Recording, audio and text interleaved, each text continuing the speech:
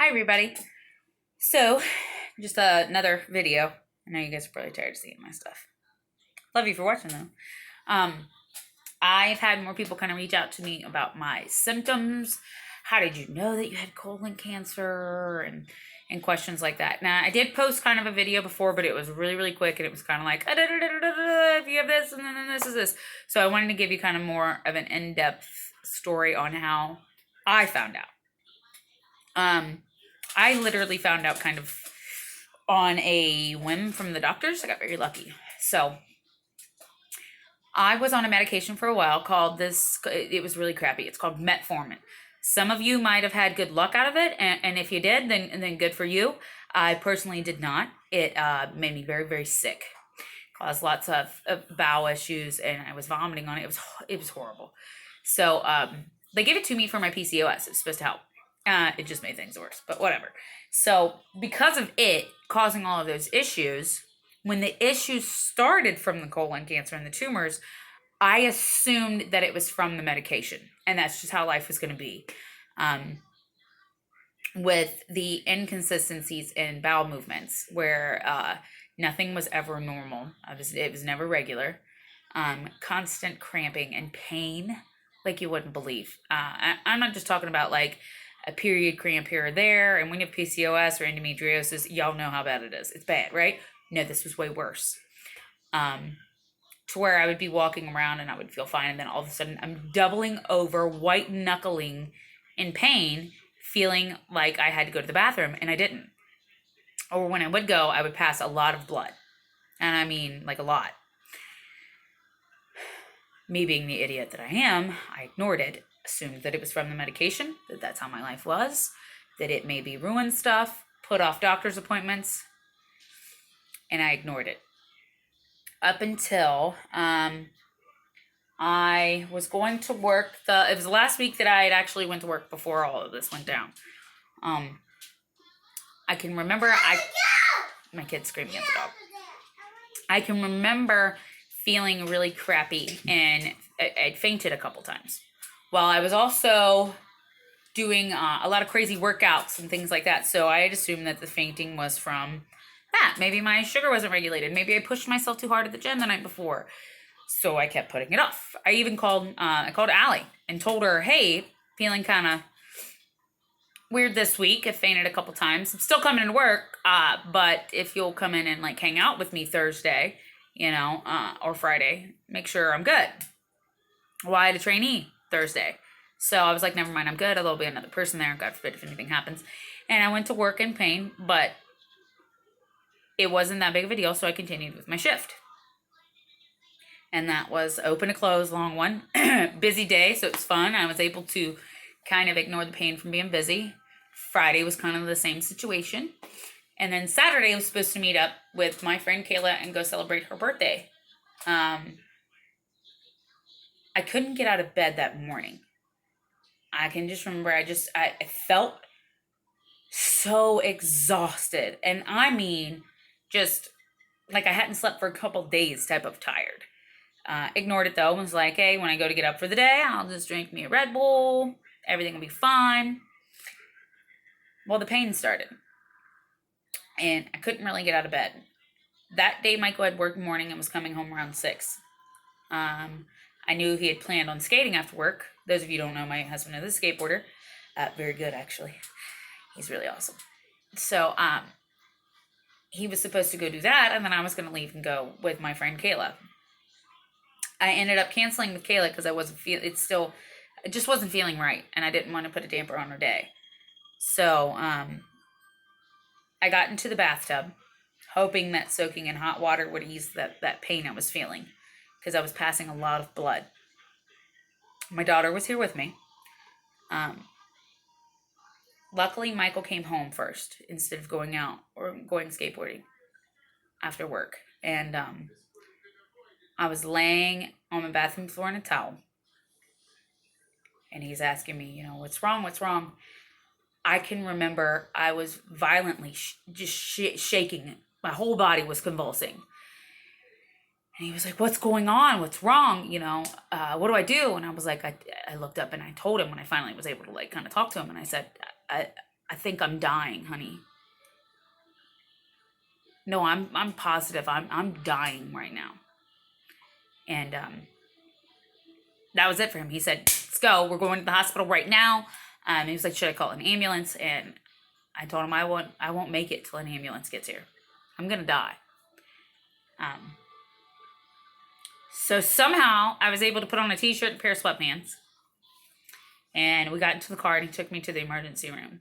And they took me back. They were great. They took me back, right away at the PAC Center. And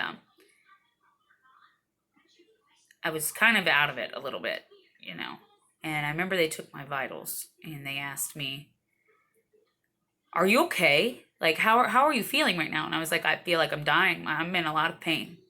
A lot of pain. And I think I'm going to pass out again. And nobody believes me when I say this, but he said, your blood pressure is 60/30. And you're dying right now. We have to get your blood pressure up. So that confirmed why I was feeling super crappy and why I literally thought that I was dying. And he could not believe that I was conscious-ish and that I was able to talk to him about how I was feeling. He was like, you shouldn't even be awake right now. I remember they hit me with 3 IVs as fast as possible, and they were pumping me with everything that they could. I remember being lifted onto the thing that does your CAT scan, the bed thing. I remember them lifting me up and putting me onto it. They wouldn't let me walk around. They would not let me get out of the bed because they knew I was going to collapse and I was going to pass out. They did the CAT scan very quick, and those results came back super fast. And the doctor came rushing into the room and said, we had a life squad here before for another patient, but they are waiting for you. We are going to life squad you as fast as possible up to Mercy Hospital. This is not good. And I'm like, great. So what is it? He said, you have a 7-inch perforated tear in your bowel. What? Yeah. And you're bleeding internally. Bad. Your blood count's bad. And we also see something that we think might be a pocket of infection. So they're going to start you on antibiotics and everything. They'll get you situated at the hospital. Life squad comes in. And at this point, Grammy had come and picked up Peyton from the PAC Center. And Michael was ready to go. They wouldn't let Michael ride in the ambulance. They wanted to make sure he had his car. So we had to follow the ambulance up to Mercy. They get me up to Mercy. And instantly, they get me in the bed. They get me hooked up to more IVs. Which is exactly what I wanted. They had 2 going in right here in my wrist and 2 going in right here. They were pumping me full of antibiotics, full of fluids.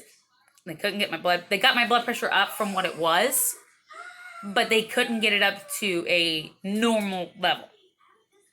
So they were fighting that.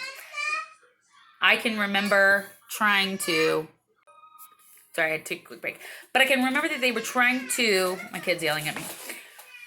They were just trying to get me stable and situated. And I remember trying to take a drink of Michael's Gatorade bottle. And the nurse was like, whoa, you're not allowed to have anything. And I'm like, what?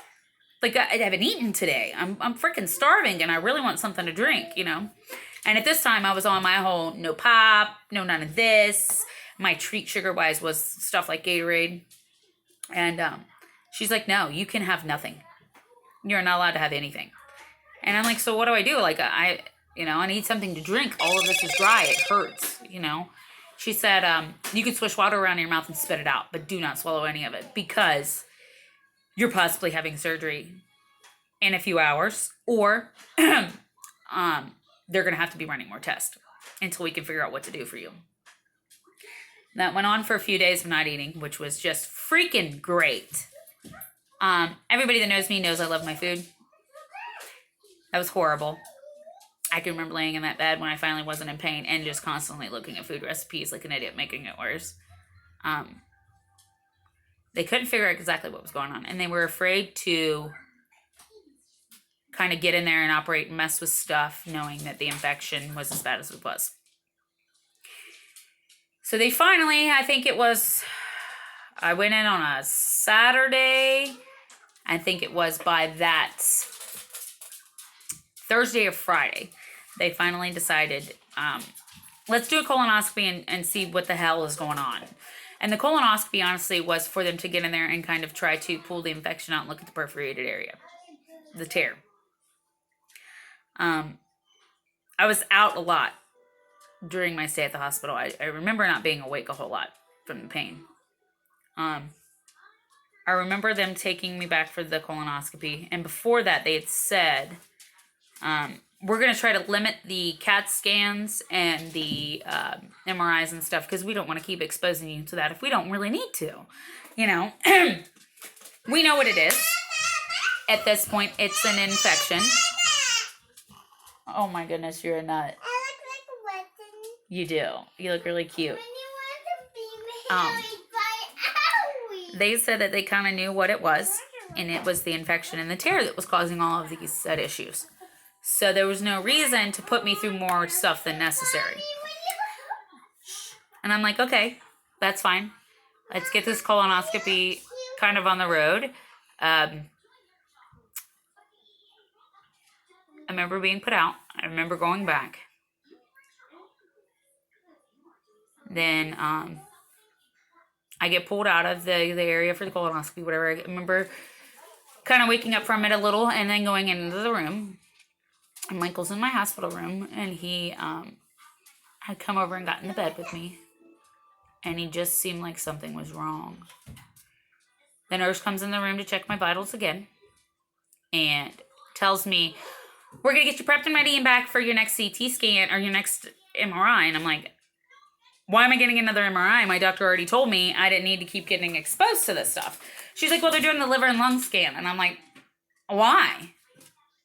He already told me he wasn't doing this because I didn't need it. And he didn't want to keep exposing me to this. The nurse says nothing else. She just gets this look on her face and leaves the room. And I turned to Michael and I'm like, the nurse has no idea what she's talking about, blah, blah, blah, whatever. Maybe they didn't inform her of the new stuff that he had said. You know, and he's starting to cry. And I'm like, what? What's going on? Hold on, baby. You hurt your little Toto? I'm so sorry. Is it okay? Should we cut it off? No? I think it might be all right then. I see, baby. She does. So, hold on. You know, and he's sitting there and I'm like, sorry, you know how it is with kids, man. Okay, mommy's trying to, hey, stop. Mommy's trying to tell them the story. Here, hop down. Momento. Sorry, I had to take a quick break with the kid. So I'm trying to get him to tell me what's going on, you know, and those of you that know Michael knows that he is a pretty laid back, goofy guy, and he's not an emotional person. So at this point I'm panicking, and he looks at me and he says, they found cancer. And in that moment, I just...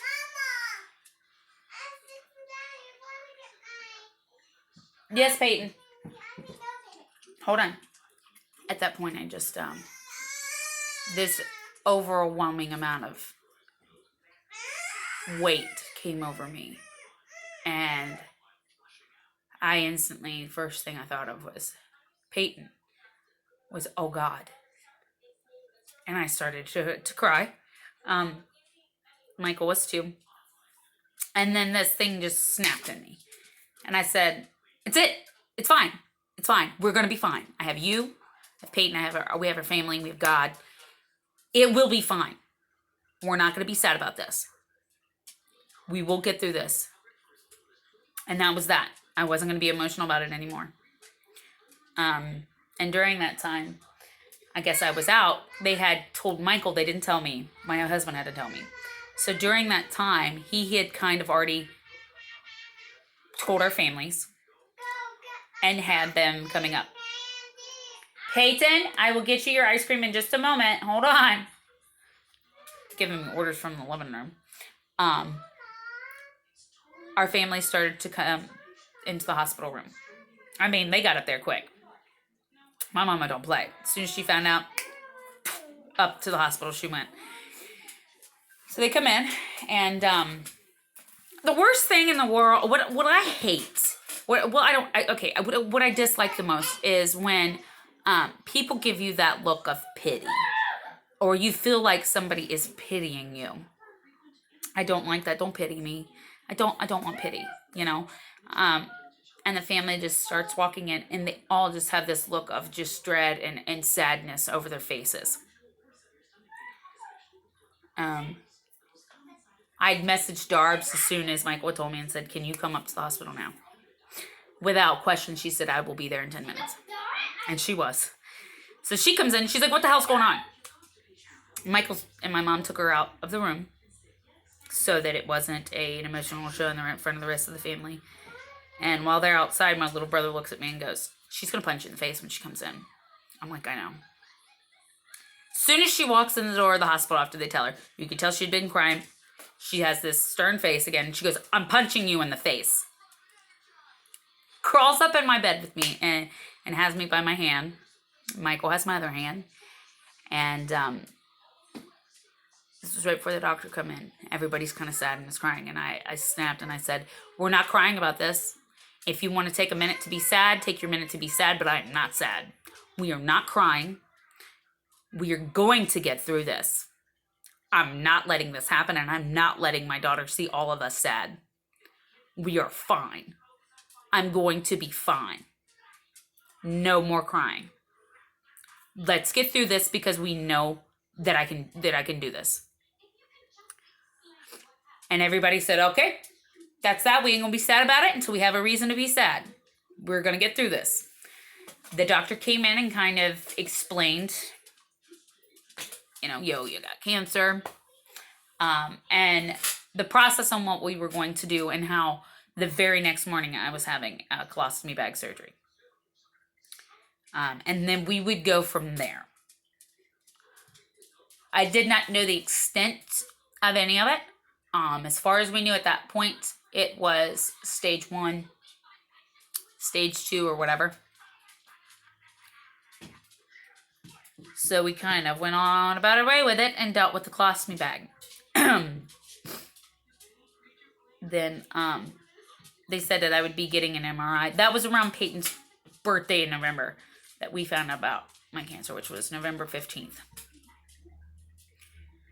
I wasn't getting my MRI results until Thanksgiving. That call and that situation is a whole nother question and story, which I will tell all of you on a different video. But my point of all of this was, if you feel like something is up, you need to go to your doctor. If your bowels become irregular at any point, it can be something so simple as the shape of the stool being a different weird shape or thinner. That can be an issue. I don't want to scare anyone and then think, "Oh God, I have colon cancer because all of this stuff happened."